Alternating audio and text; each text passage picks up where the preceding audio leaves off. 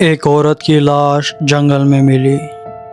اس کے پاس کوئی I D نہیں تھی، کوئی نام نہیں تھا اور اس کی زندگی کے ہر نشان کو جان بوجھ کر مٹا دیا گیا تھا۔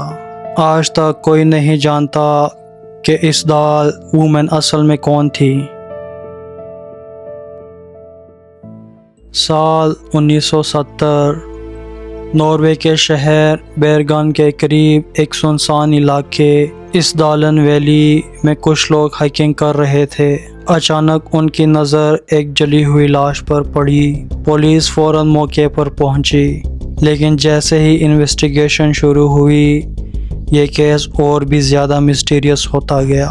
لاش ایک عورت کی تھی، لیکن اس کے پاس کوئی پاسپورٹ نہیں تھا، کوئی آئیڈینٹی کارڈ نہیں، کوئی ایسی چیز نہیں جو اس کا نام بتا سکے۔ ایسا لگ رہا تھا جیسے کسی نے اس کی پہچان جان بوجھ کر مٹا دی ہو۔ پولیس نے اس کے سامان کی تلاشی شروع کی۔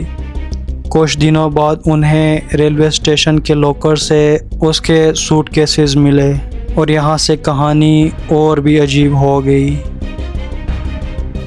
سوٹ کیسز میں کئی وگز تھی، مختلف ناموں والے نوٹس تھے اور کپڑوں کے لیبلز تک کاٹ دیے گئے تھے، جیسے کوئی اپنی اصل پہچان چھپا رہا ہو۔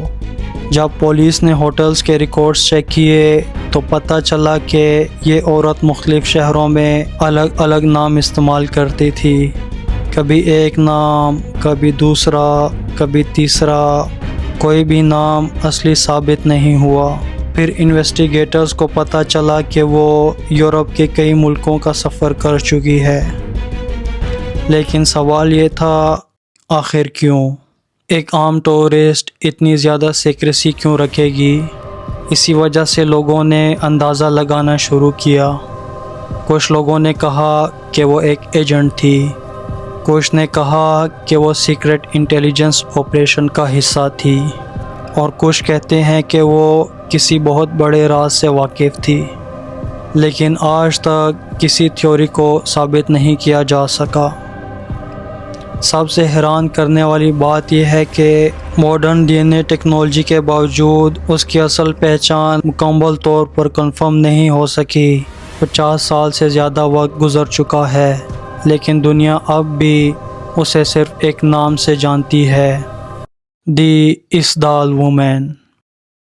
ایک عورت جو یورپ میں گھومتی رہی، جھوٹے نام استعمال کرتی رہی اور پھر اچانک مر گئی۔ تو اسدال وومن اصل میں کون تھی؟ ایک ایجنٹ، ایک بھاگتی ہوئی مجرم، یا صرف ایک عام عورت جس کی زندگی ایک ایسے راز میں بدل گئی جو کبھی سولو نہیں ہو سکا؟ شاید ہم کبھی سچ نہ جان سکیں، اسی لیے اسدال وومن کا مسٹری آج بھی دنیا کے سب سے عجیب انسولوڈ کیسز میں شامل ہے۔